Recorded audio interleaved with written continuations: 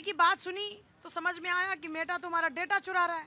नहीं समझ में आया, और बार बार हम लोग जो है विपक्ष के नाते इस मुद्दे को उठा भी रहे हैं।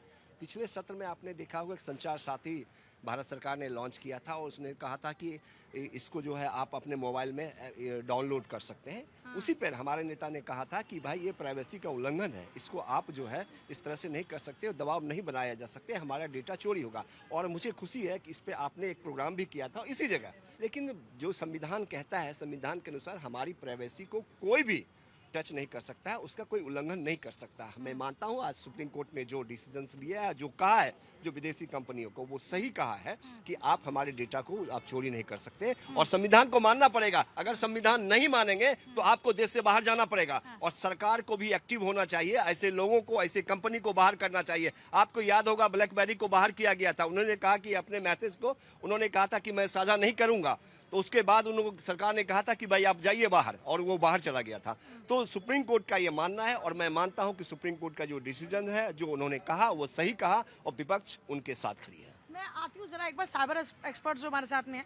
सर, ये डेटा चोरी होता है, जब सुप्रीम कोर्ट में भी ये बात सामने आई तो ये अब तक निकल कर क्यों नहीं आया, और आपको क्या लगता है किस तरीके से लोग डेटा चोरी करते हैं? इस पर पहले भी संज्ञान लिया गया था, और ये एक अपील है। इस पर ऑलरेडी कंपटीशन कमीशन ने ये जजमेंट दिया हुआ है कि डेटा चोरी हो रहा है, और इसलिए उन पर फाइन लगाया है। वो उस फाइन के अगेंस्ट सुप्रीम कोर्ट में अपील करने गए हैं, और सुप्रीम कोर्ट ने कहा है कि चूंकि आर्टिकल 21 में निजता का अधिकार फंडामेंटल राइट है, उसका वायलेशन नहीं हो सकता, इसीलिए उनको फटकार लगाई गई है। देखिए, समस्या ये है कि वो एकाधिकार की तरफ बढ़ चुके हैं, और जो सरकार की एजेंसीज हैं वो उसमें सहयोग कर रही हैं। कहीं ना कहीं सरकार व्हाट्सएप को ज़्यादा बढ़ावा दे रही है, इसीलिए वो एकाधिकार कायम हुआ है, और उसका दुरुपयोग करते हुए वो जो उन्होंने तय किया था, जो उन्होंने घोषणा की थी कि व्हाट्सएप का डेटा कभी भी किसी को शेयर नहीं करेंगे, अपने दोस्त कंपनियों को, फेसबुक को, उस करार को उन्होंने तोड़ा जो जनता को दिया था, जो कोर्ट में भी कहा था, और इसीलिए उनको फटकार लग रही है, और इसीलिए उन पर फाइन लगा है, और ये बिल्कुल न्याय संगत है, उचित है, आम जनता के हित में है। इतना बड़ा धोखा पब्लिक के साथ हो रहा है, मतलब कैसे आप भरोसा करते हैं? जो कंपनीज क्लेम कर रही हैं कि हम आपका डेटा लीक नहीं कर रहे हैं, हम आपका डेटा शेयर नहीं कर रहे हैं, आपकी चैट्स एनक्रिप्टेड हैं, कोई नहीं पढ़ सकता, फिर उसके बाद ये सच सामने आना। देखिए, ये अगर आपको मुद्दा एक आम इंसान को समझना है ना, तो ये 4 पार्ट्स में है। सबसे पहली बात, कोई भी कॉरपोरेट ऑर्गेनाइजेशन अगर इंडिया के अंदर काम करेगी, सबसे पहला पार्ट है यहाँ पे कॉरपोरेट ऑर्गेनाइजेशन जिसकी ये सर्विस है, जो कि व्हाट्सएप है। व्हाट्सएप के केस के अंदर व्हाट्सएप ने, मेटा ने एक प्लेटफॉर्म दिया, सोशल मीडिया प्लेटफॉर्म व्हाट्सएप। ये आपकी चैट्स को नहीं पढ़ रहा, फर्स्ट थिंग, बट ये क्या कर रहा है, आपके डाटा को यूज कर रहा है। आपकी किस तरीके की चॉइसेस हैं आपकी, उस तरीके की चॉइसेस वो मेटा अपनी पेरेंट कंपनी को दे रहा है, और वो कंपनी उसी डाटा को यूज करके अपनी प्रॉफिटेबिलिटी बढ़ाती हैं। हम आम आदमी को ये समझने की ज़रूरत है कि अगर ये फ्री सर्विस है तो कहीं ना कहीं से तो कंपनी को चलाने के लिए पैसा चाहिए, तो वो पैसा कहाँ से एकत्रित कर रहा है? इस डाटा को यूज करके इनडायरेक्टली। मतलब फ्री वाला कुछ भी नहीं है, फ्री कुछ नहीं है। सेकंड पार्ट आता है एक एंड यूजर।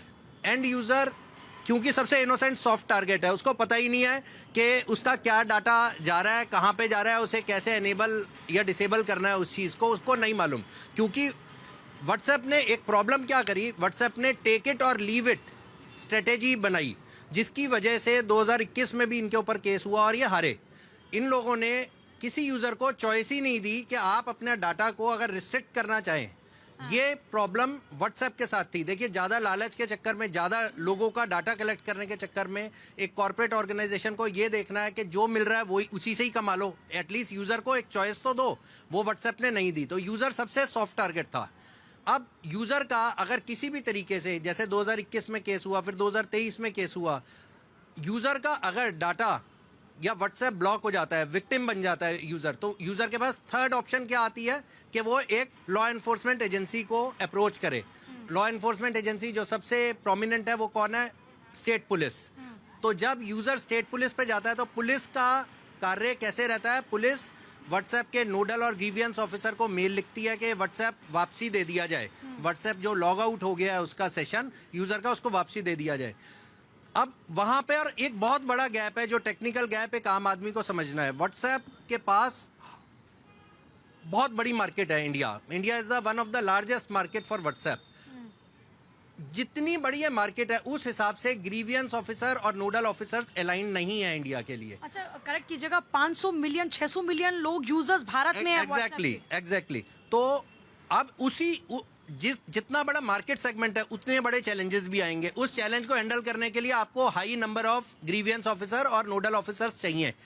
अब व्हाट्सएप पुलिस को ही टाइमली रिस्पॉन्ड नहीं कर पाता, तो पुलिस के पास ऑप्शन कुछ नहीं है। एक आम आदमी का ट्रस्ट डेफिसिट हो जाता है क्रिएट के भाई पुलिस भी कुछ नहीं कर पा रही, जबकि प्रॉब्लम कहाँ पे है? व्हाट्सएप की उस प्रणाली में, वर्किंग प्रणाली में। तो एक लास्ट यूजर के पास ऑप्शन क्या बचती है? चौथी ऑप्शन जो जिसे कहा जाता है कोर्ट। तो कोर्ट में पहले क्या कहा कि जो फंडामेंटल राइट की तरीके से कंसिडर नहीं करा गया पहले वाली, बट इस केस में ऑनरेबल सीजीआई ने बहुत अच्छी मतलब इन्होंने ऑर्डर पास करा कि भैया जैसे आप लोग कहते थे टेक इट और leave it, so either adopt our facilities और leave India, which is exactly the thing that should be happening way back in 2021। मैं आती हूँ, पर ये लोगों को समझ में आ रही है बात? पूजा जी, डेटा चोरी का मतलब सिर्फ ये नहीं कि हम डेटा कहीं बेच रहे हैं। जब कोई सर्विस फ्री मिलती है तो फ्री ऑफ कॉस्ट कुछ नहीं चल सकता। आप कह रहे हैं कि 600 मिलियन यूज़र सिर्फ इंडिया में है। 600 मिलियन के लिए कितना बड़ा सर्वर चाहिए होगा, कितनी बड़ी हमें टीम चाहिए होगी इसको मैनेज करने के लिए। जब हमें ऐसी चीज़ों को मैनेज करना पड़ता है तो डेटा यूजर्स का मतलब क्या होता है? जैसे सपोज़ एक नैरेटिव, देखिए दो चीज़ें होती हैं। एक तो क्या होता है, हमें मार्केटिंग करनी है, और एक होता है हम कुछ खरीदना चाहते हैं। जब हम कोई चीज़, आपने भी कभी कोई चीज़ खरीदने की बात की हो, अपनी टीम में कोई बात की हो, तो वो एडवर्टाइजमेंट आपको दिखने लगते मैंने हैं। सारी सेटिंग वाली ऑफ कर दी और इस पे वीडियो बना के लोगों को अवेयर भी किया, और आजकल तो लोग बहुत अवेयर हैं, वो सेटिंग्स ऑफ कर देते हैं। आप अवेयर हैं, ठीक है। 600 मिलियन यूजर्स हैं इंडिया में, सब इतने पढ़े लिखे नहीं, सब इतने जागरूक नहीं हैं। बहुत सी ऐसी वीडियोस आती रहती हैं समय समय पर, लोग देखते हैं, जानते हैं उसके बारे में। लेकिन दो चीज़ें मैंने बताई। एक तो क्या है कि जैसे मार्केटिंग, जो कंपनी सपोज अमेजन है, वो हमें वहाँ पे कुछ, तो आप कह रहे हैं कि लोगों का डेटा शेयर कर दिया, it's a marketing process. Data नहीं शेयर किया, उनका इंटरेस्ट शेयर कर दिया कि वो क्या लेना चाह रहे हैं। सपोज मुझे कोई ज्वेलरी लेनी बट है, सर ये तो वही तो निजता के अधिकार का उल्लंघन हुआ ना। This is wrong. लेकिन उनको भी अगर कंपनी चलानी है तो कहीं ना कहीं तो चलानी पड़ेगी। आप बोल के बताइए ना, पहले आप लोगों को बताइए, फिर आप ये क्लेम मत कीजिए कि हम आपका कोई डेटा चोरी नहीं कर पूजा रहे हैं। जी, सब समझ रहे हैं। कोई ऐसा व्यक्ति, आप भी समझ रही हैं, आपने अपना डेटा ऑफ किया ना, everybody is aware about this, सब आदमी समझ रहे आपने हैं। खुद ही तो कहा कि कितने लोग हैं जिनको समझ ही नहीं इस बात की। मैं ये कह रहा हूँ कि लोगों को ये हटाना कैसे है, लेकिन जो लोग जागरूक हैं उनको तो ये समझ है ना कि कैसे क्या चीज़ें हैं। क्या जैसे देखिए, ये तो सब लोग जान गए हैं आज की डेट में। मेरे ख्याल से जो भी इस एनसीआर वगैरह में रहता है, जो भी मेट्रोपॉलिटन, जब एक शहरों में रह रहे हैं, शहर का व्यक्ति ये समझ रहा है कि जो भी हम बात करते हैं, हम केवल सोशल मीडिया की बात नहीं करते। अगर हम गूगल की भी बात करें, गूगल भी हम जो बात करते हैं उसको सुनता है, समझता है।